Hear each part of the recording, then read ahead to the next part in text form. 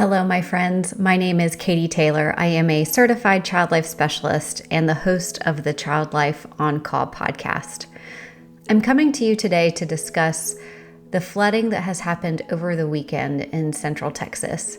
When Lindsay and I were deciding what to push publish on for the episode this week, we thought it would be best to just kind of debrief and process what it is like to be a parent and how navigating difficult conversations, whether they're conversations about man-made disasters or illness or natural disasters or transitions or challenging life things, all really come with a simple framework.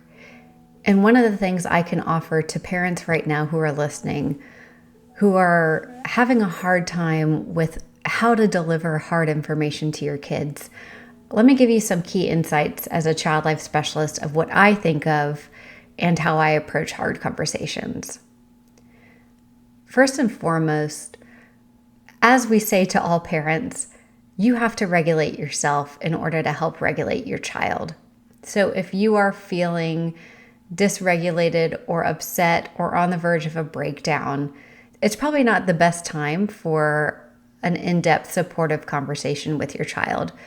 And this is not to make you feel guilty for having that dysregulation. I myself have been on and off teary, needing to take breaks, walk away, get out of my phone. In fact, I just went through a closet in our upstairs guest room, which is like that Monica Geller closet that is just full of so much stuff. You open it and stuff spills out.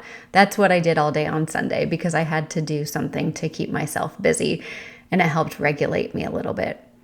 And then I would have moments of just complete and utter shock and sadness for what so many acquaintances and neighbors and friends are going through as they try to find campers and deal with the loss of life and loss of home and loss of camp that so many have been affected by. So the number one thing when you're talking to your kids about hard things is to regulate yourself. Give yourself some space without judgment to process how you're feeling and process what is coming up for you. There are really two ways that hard conversations can start. One is that it's kind of abrupt, and because your child has asked a question, or you see something on the news together, or they see you scrolling your phone and ask what you're looking at. And they are in it with you, and so the conversation starts because you're there. Another way to start a conversation with your child is to do it really purposefully. And when you're doing something purposefully like this, you have the added luxury of having a safe time, a safe place, something that's not too close to bedtime, something that's not too foreign or crowded or overwhelming. And you can really create an actual space or environment that feels safe for your child to deliver bad news. When I'm working with families in the hospital, we often have this luxury of time, even if it's just a few minutes, but it can also be a few days that we can help prepare families for hard conversations. But even if you only have a few minutes, some things you can do to make the space really comfortable and safe for your child is to put your phone down, sit next to them, grab a blanket, offer physical comfort and security when delivering hard information. Whether this tough conversation is starting suddenly because of a question that your child asked, or whether you have a few minutes or days or hours to plan, think about the physical comfort that you can offer your child when you're discussing something hard with them. The next thing you can do, and is often something we do in the hospital when delivering hard or complex information, is we get an assessment of what the child understands or may have misconceptions about. So in the context of this flooding disaster, you can start with a question like, what have you heard so far, or what do you know? Have you ever seen a flood before? Do you know what flooding looks like? Have you talked to any of your friends about this yet? And what that's going to do is it's going to offer you some insight into what your child already understands about what's happening. And then you in turn can hear, is that accurate? Are there any misconceptions that I need to clear up? An example I'll give you is that as soon as I was talking with my daughter about it, she was very concerned about our pool. our pool flooding and then flooding our house. And that was a very normal fear, but it was also a misconception. If our pool floods, we're on a different level. So it can't get inside the house if that pool floods. And that was really an important distinction to make for her to feel safe. So you may want to look out for some of these questions that can pop up as you are getting an assessment of what your child already knows. Once you move past the assessment phase, it can be really helpful then to break down a complex topic. So one of the complex topics truly is weather and what we're able to track with weather, what we're not able to track, how we can predict storms. When we look at our radar, what is that looking at? If I were going to break down a very complex topic like weather and flooding with my child, I would do it really simply. I would say that there was a lot of rainfall, drops coming from the sky at a very, very fast pace or rate. And the rain came down so fast and so hard that it made a river get bigger and bigger so that it started to destroy what was around it. At this point in the conversation, you have the opportunity to get some input from your child and start to read their cues. So even if they're not asking questions, what does their body language look like towards you? Are they starting to get overwhelmed? Can you see that there's a little bit of fear in their eyes? You can draw this out on a piece of paper and really make it interactive and collaborative. Or you can ask a question, and then that opens up a conversation to get your child talking so you can learn more about what they are thinking and what's happening in their brain. One of the questions my daughter asked after I talked with her about flooding and what that's like is she asked if people died. And I said, yes, people died. Then she asked me, did kids die? And I said, yes, kids died too. And that makes me feel really, really sad. And that's why you've seen mommy crying and tearing up, because my heart is breaking for those kids and for their mommies and daddies and brothers and sisters and cousins and teachers and friends that loved them so much and are going to miss them so much. It was interesting. My daughter then went into protective mode. She gave me a hug and she said, remember, we're safe. We just talked about how the pool can't flood our house. And I thought that that was such a sweet, kind statement that she made, but also made me recognize that she was trying to take care of me in that moment. However, the point of our conversation was for me to make her feel safe. So I accepted her love and support and then reiterated what safety at our house and flooding looks like and how we keep really, really safe when it rains a lot. After this point in the conversation, you can really start to look for what your child needs next. In some cases, they can change the subject and run upstairs and start playing video games. In some cases, they may have more questions that they want answers to. They may have more questions than you know how to answer or even have the answers for.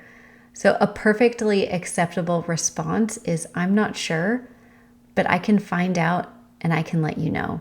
But no matter what the answer is, I will make sure that you're as safe as you possibly can be. When working in the hospital with families who have to deliver difficult news, one thing we like to do is have a plan for what's going to happen after the conversation. Sometimes that looks like an activity or something we can do that's expressive and fun. Sometimes it's returning to play. What I want to offer as an idea would be to close out difficult conversations.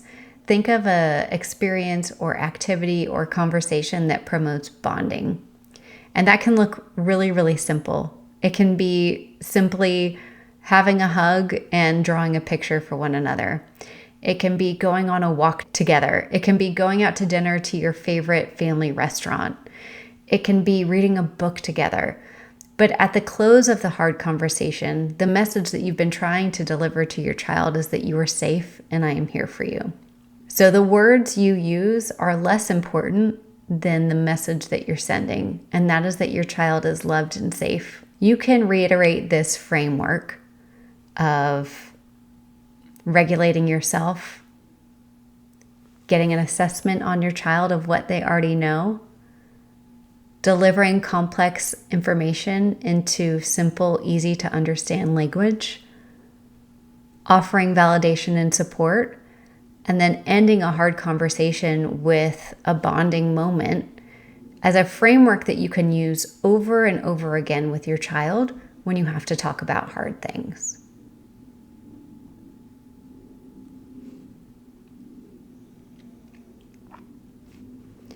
As a child life specialist, I want to offer my sincere gratitude for the Child Life Disaster Relief nonprofit organization who is there to lead and support after man-made and natural disasters all over the world.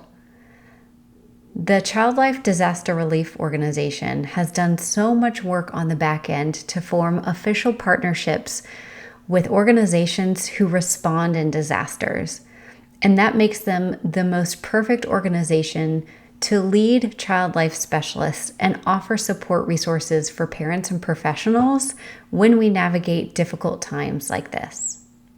I want to thank CLDR for their quick action and their thoughtful process for putting child life specialists on the map as support people when a disaster happens, but also for just being an amazing leader when we as child life specialists are affected by the very disasters that happen in our communities. Thank you so much. You can go to childlifeoncall.com/hillcountryfloods for more child life related resources to support families and child life professionals as they navigate this terrible disaster. I want to leave you with some insight, and in true Katie Taylor fashion, I want to empower you to remember that the words you say are less important than the message you're sending when it comes to hard conversations with your kids. It's normal to feel fear before having to tell them something difficult. You know your child best. You know what information they can and can't handle, what information is relevant and is not relevant. So fall back on this framework of regulating yourself, assessing your child, breaking down complex information, offering validation to whatever it is that they say and feel, and then closing with something that feels bonding and connecting to the both of you. I'm so glad you're here. As a parent, you want to be there for your child, especially when it comes to their health. But healthcare can be overwhelming and confusing. The good news is child life specialists are experts who help families navigate these challenges. But often our support is only in hospitals. So imagine if you had access to these valuable tools and resources all the time. You would be able to understand medical procedures, explain them to your child, and help them feel less anxious, which also makes you probably feel less anxious. So when your child visits the doctor, has surgery, or has a medical procedure, having the right information and support can make all the difference. You, the parent, can be prepared to answer their questions, calm their fears, and advocate for their needs. Child Life Specialist tools are ready to be in your hands right now through our app Support Spot. All you have to do is go to the iOS or Android store, type in Support Spot. We are giving all of our listeners on this podcast access to the app for just $19.99 for an entire year. You are going to have, I'm not kidding, 7 years worth of resources and support and information that we have been building at Child Life on Call at your fingertips. With these tools in your pocket, you can transform the way your family experiences medical care. Parents, you deserve to be informed and feel confident in your child's healthcare journey. And by having access to Support Spot, you can ensure that your child feels supported and understood no matter what medical challenges come your way. Head to the link in the show notes or go to your app store, type in Support Spot to download it today.